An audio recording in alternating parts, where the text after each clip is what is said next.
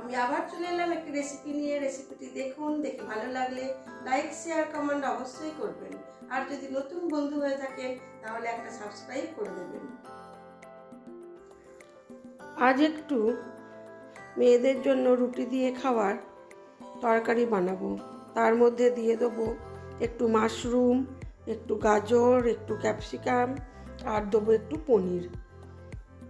সব কিছু সাইজ মতো করে কেটে নিয়েছি। প্রথমে গাজর আর আলুটাকে একেবারে লাল করে ভেজে নেব তেলের ওপর। তার জন্য কড়ার মধ্যে দিয়ে দিলাম অল্প একটু নুন, তারপরে দিয়ে দেবো আলুগুলো। আলু আর গাজরটাকে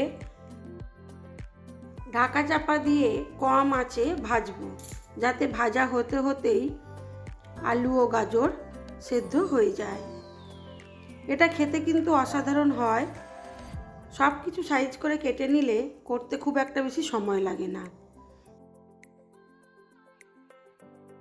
আলু ও গাজর ভাজা হতে হতে মাশরুম ও ক্যাপসিকামটাকে কেটে নেব। ক্যাপসিকামটার বীজ ও বীজের যে অংশটা থাকে ওটা ফেলে দেব। বীজের অংশটা ফেলে দিয়ে ক্যাপসিকামটাকে চৌকো চৌকো করে টুকরো করে নেব। তারপরে মাশরুমগুলোকে একটু ধুয়ে নিয়ে মাশরুমের হালকা পাতলা একটা আঁশ থাকে, ওটাকে ছাড়িয়ে নেব। অনেকেই হয়তো এই আঁশটাকে ছাড়িয়ে ফেলে না, তবে আমি এগুলোকে ছাড়িয়েই করব। চলুন এবারে মাশরুমগুলোকে জলের মধ্যে দিয়ে প্রথমে একটু ভালো করে ধুয়ে নেব। তারপরে ওই পাতলা পাতলা আঁশগুলোকে ছাড়িয়ে মাশরুমটাকে রেডি করে নেব। মাশরুমটা রেডি করতেই একটু সময় লাগে। এই পাতলা আঁশগুলো আমি ফেলে দিই।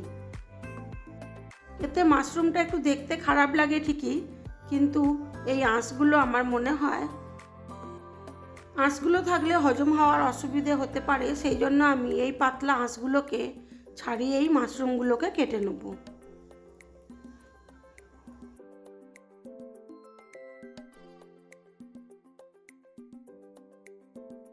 মাশরুমটাকে ভালো করে কেটে ধুয়ে নেব। তারপরে করে নেব মশলা। আমি এর মধ্যে দেবো চারমগজ, পোস্ত, কাজু আর অল্প একটু আদা দেবো, আর দেবো একটু পনির। সব কিছু কাটতে কাটতে আমার প্রায় আলুটা সেদ্ধ ও ভাজা দুই হয়ে গেছে। এবারে আমি এগুলোকে নাবিয়ে নেব।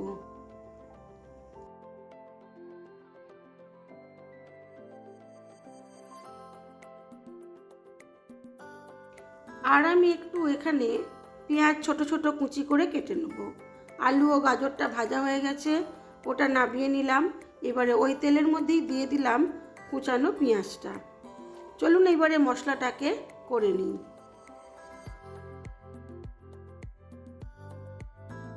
পেঁয়াজটা একটু নুন দিয়ে ভাজতে দিলাম কম আঁচে। আর আমি এখানে নিয়ে নিয়েছি আদা, পেঁয়াজ, কাঁচা লঙ্কা আর একটু বাটবো চারমগজ, কাজু ও পোস্ত। দিয়ে দিলাম বেটে রাখা পেঁয়াজটাও।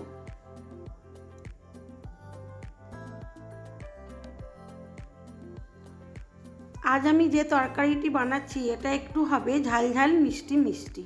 এটা রুটি ও ভাতের সাথে খেতে বেশ দারুণ লাগে।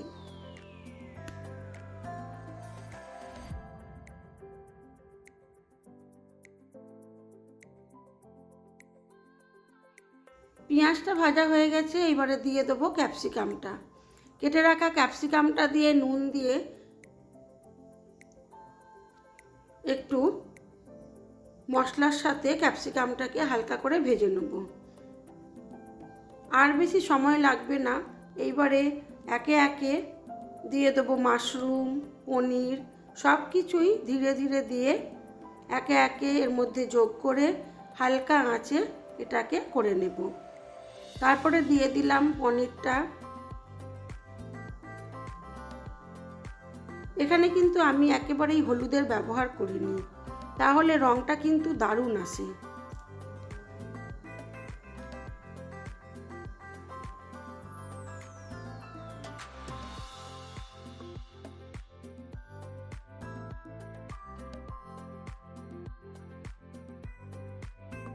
পনির ও ক্যাপসিকাম প্রায় ভাজা হয়ে এসেছে।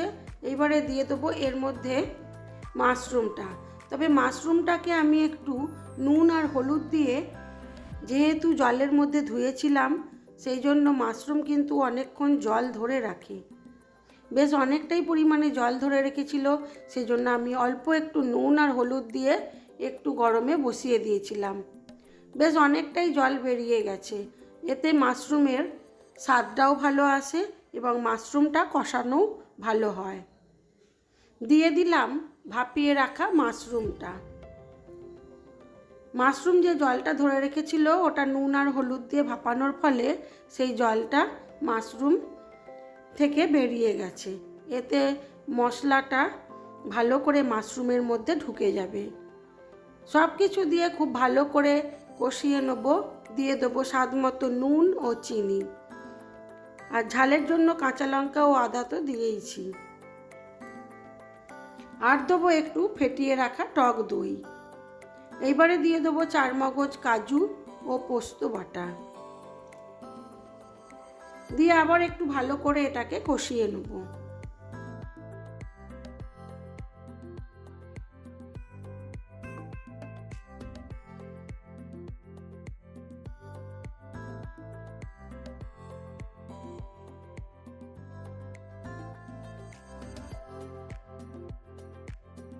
সব কিছু মশলার সাথে খুব ভালো করে কষানো হয়ে গেছে।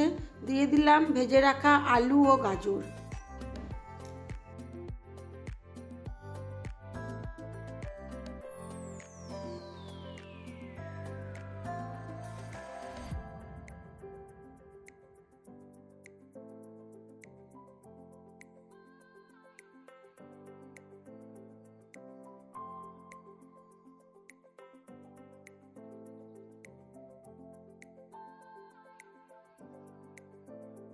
সবজির সাথে মশলাটা খুব ভালো করে কষানো হয়ে গেছে। দিয়ে দিলাম ফেটিয়ে রাখা টক দইটা।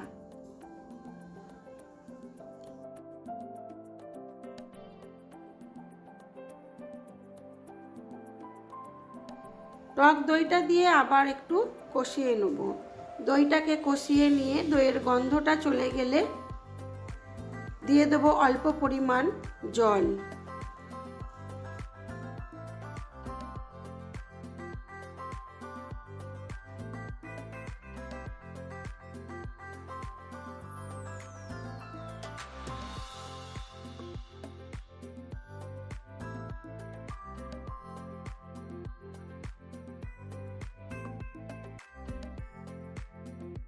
আমার সব কিছুই প্রায় কষানো ও সেদ্ধ হয়ে আছে। এইবারে অল্প একটু জল দিয়ে এটাকে খুব কম আঁচে কিছুক্ষণ হতে দিলেই হয়ে যাবে মাশরুম ও পনির দিয়ে একটা সুন্দর তরকারি। এটা খেতে দারুণ হয় এবং ভাত, রুটি, ফ্রায়েড রাইস সবের সাথেই খুব ভালো যায়। চলুন আমি এইবারে এটাকে সার্ভ করে দেবো।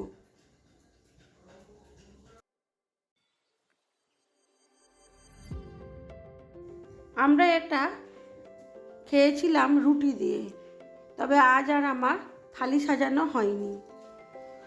আমার এই ভিডিওগুলি যদি আপনাদের ভালো লেগে থাকে তাহলে লাইক, শেয়ার, কমেন্ট অবশ্যই করবেন। নতুন বন্ধু হয়ে থাকলে একটা সাবস্ক্রাইব করে দেবেন। আজ এই পর্যন্তই। সবাই ভালো থাকবেন, সুস্থ থাকবেন, নিজেদের খেয়াল রাখবেন।